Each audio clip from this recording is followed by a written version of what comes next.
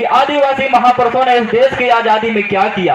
जबकि साथियों आप इतिहास पढ़ेंगे, इतिहास में तो हमारे महापुरुषों को जगह नहीं दिया गया है, लेकिन हमारे बीच में ऐसे ऐसे महापुरुष हुए हैं जो अपने रिसर्च के माध्यम से, गीत गायन के माध्यम से, हमारे सम्मानीय दादा मरावी जी ने गीत गायन के माध्यम से आप लोगों को अवगत कराया है कि हमारे महापुरुष जो है साथियों कौन थे।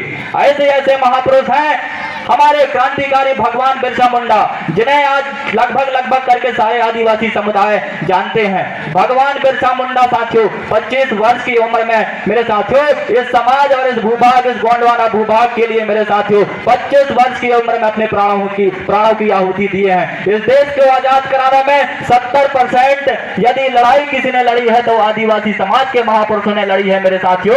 लेकिन आज तक इस देश के इतिहास के पन्नों में हमारे महापुरुषों को जगह नहीं दिया गया साथियों। हमारे महापुरुषों के जो इतिहास है उसको उल्लेखित नहीं किया है मेरे साथियों। काफी बड़ी दुख की बात है। और जिन्होंने इस देश की आजादी में अपने शरीर का एक कतरा खून नहीं बहाया, अपनी एक उंगली नहीं कटाई, आज इस देश के इतिहास में स्वर्णिम अक्षरों में उनका इतिहास लिखा गया साथियों। बड़ी दुख की बात है। आप लोगों को समझना होगा कि ये समाज कोई मामूली समाज नहीं है। ये समाज राजा महाराजाओं के वंशज, इस देश के मालिक है।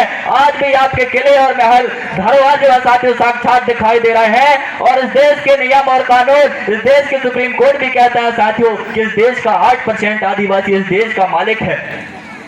लेकिन इस देश के मालिक जो समाज है, वो समाज जो इस दुनिया को जीना खाना सिखाया, इस दुनिया को कौन सी चीज को खाना है, कौन सी चीज को पहनना है, कौन सी चीज के ओढ़ना है, ये तमाम चीजें इस दुनिया को सिखाया है। लेकिन उस समाज के हालात आज क्या है आप लोग देख सकते हैं। हम कहने को कहते हैं कि हम मालिक हैं, लेकिन मेरे साथियों नौकर से भी बदतर जिंदगी हम लोग आज जी रहे हैं।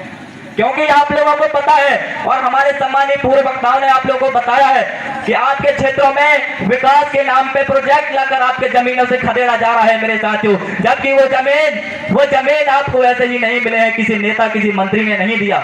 उन जमीनों के लिए हमारे इन्हीं महापुरुषों ने बलिदान दिए हैं मेरे साथियों। तोप के मुंह में बंद कर रोना पसंद किए, लेकिन अंग्रेजों के सामने घुटने नहीं टेके। ऐसे महापुरुष हमारे लिए संघर्ष करके गए, तब जाके वो जल जंगल जमीन हमारे लिए सुरक्षित हुए हैं। और आज जिन जमीनों को सत्तासीन सरकार और कुछ तथाकथित मनुवादी व्यवस्था के लोग चंद रुपयों में छीन रहे हैं, आपकी जमीनों को कागज के टुकड़ों के साथ मोल लगाया जा रहा है। आप सोचिए, आपको ये मानना पड़ेगा साथियों, आपको ये मानना पड़ेगा कि जल जंगल जमीन से बड़ी हमारे लिए कोई चीज नहीं है मेरे साथियों। आप सब लोग जानते हैं जल जंगल जमीन से ही आपका जीवन यापन चल रहा है। इस चीज को समझना पड़ेगा मेरे साथियों, क्योंकि आज हम लोग देखते हैं कि हमारे मंडला, डिंडोरी, उमरिया, कटनी और ऐसे तमाम जिले हैं जो अनुसूचित जिले हैं। इसके बावजूद हमारे क्षेत्रों को किस तरह से जो है साथियों विस्थापन के माध्यम से हमारे समाज को खत्म करने का प्लान बनाया जा रहा है मेरे साथियों। ये विस्थापन कोई बड़ी बात नहीं है। हमारे क्षेत्र में बांध बन रहा है, कोई बड़ी बात नहीं है। हमारे क्षेत्र में टाइगर रिजर्व बन रहा है, ये कोई बड़ी बात नहीं है मेरे साथियों। इस चीज को समझना होगा। उससे हम लोग खत्म हो जाएंगे, और कैसे खत्म हो जाएंगे उस चीज को भी बता रहा हूं मेरे साथियों। हमारे सम्मानित पूर्व वक्ता सम्मानित मरावी दादा हमेशा गीतों के माध्यम से बताते हैं कि हमारी जो पहचान है वो जमीन से है। हमारी पहचान हमारे जमीन से जुड़े इमोशन, हमारे गांव के देव दवाला पेंट थाना और जो भी कहना चाहिए आपके गांव से जुड़े इमोशंस हैं, वो सब खत्म हो जाएंगे। आप उस जगह से विस्थापित होकर किसी और जगह में जाएंगे तो आपकी पहचान खत्म हो जाएगी। आपके रीति रिवाज, परंपरा, संस्कृति, वेशभूषा जो है साथी वो गांव से है। यदि वो गांव ही खत्म हो जाएगा तो आपका पहचान खत्म हो जाएगा। और आज आप लोग कहते हैं मंचों के माध्यम से, कहीं भी कहते हैं कि हम इस देश के मालिक हैं। कैसे कहोगे आप इस देश के मालिक हो? कैसे कहोगे इस देश के मालिक हो जबकि साथियों आपके पास जमीन ही नहीं बचेगी। जमीन से आपकी पहचान, इसलिए जमीन के लिए लड़ाई लड़ना पड़ेगा। क्योंकि साथियों आज इस देश के अंदर हम लोग देख रहे हैं, आज हम इस देश के अंदर देख रहे हैं कि हमारे कुछ साथी जल जंगल जमीन के लिए लड़ाई लड़ते हैं। कुछ साथी जल जंगल जमीन के लिए लड़ाई लड़ते हैं तो उनको जबरदस्ती पुलिस के द्वारा जेल में डाला जा रहा है। जैसे पूर्व में हमारे उमरिया जिले में इतना बड़ा आंदोलन हुआ जो जल जंगल जमीन के लिए हुआ था, जिसमें हमारे साथियों को जेल के अंदर किस तरह से प्रताड़ित किया गया। अभी भी हमारे सम्मानित राधेश्याम कोकड़िया जी है, वो आप भी सुनाते हैं कि हमारे साथ जो है जेल के अंदर किस तरह से वहां की जो एसपी है उसको जूता चटवाया गया और पीला गमछा में चलवाया गया और जबरदस्ती जय श्री राम बोलने में मजबूर किया गया। ये आज व्यवस्था चल रही है हमारे साथ। इस चीज को आप लोगों को समझना पड़ेगा साथियों। इसलिए आप लोगों को जो है ज्यादा से ज्यादा समाज के लिए काम करना होगा, खासकर मेरे युवा साथी। मैं जहां भी जाता हूं मैं युवा साथियों को कहता हूं कि आप शिक्षित होइए, शिक्षित होइए, क्योंकि सम्मानीय हमारे संविधान के रचयिता डॉक्टर बाबा साहब ने कहा है, शिक्षा वह शेरनी का दूध है जो जितना पिएगा उतना दहाड़ेगा, और जो नहीं पिएगा वो लंगड़ी की तरह चिल्लाता रह जाएगा कि हमारे साथ ऐसा क्यों हो रहा है। क्योंकि हमारे साथ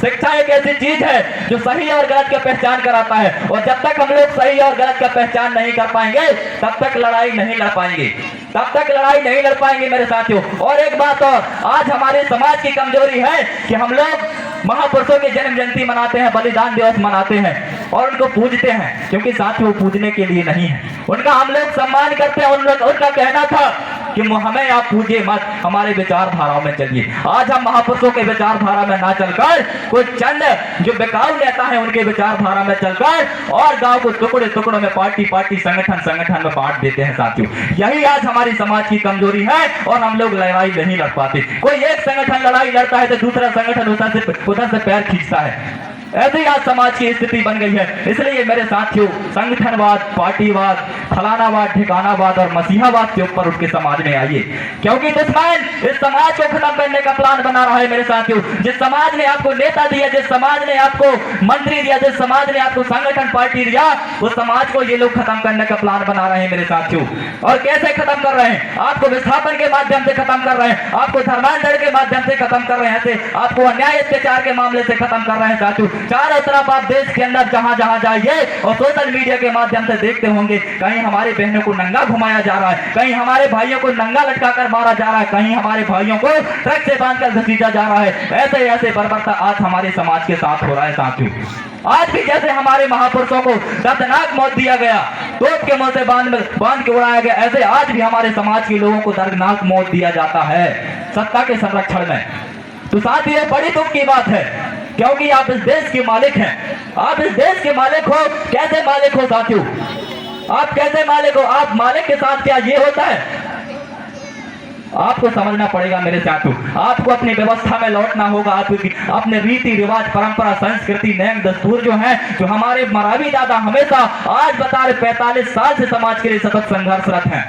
45 साल से गांव गांव जाकर अपने गीत गायनों के माध्यम से बताते हैं, लेकिन बारे मेरा ये समाज जो आज उनके विचारों को नहीं जानता है।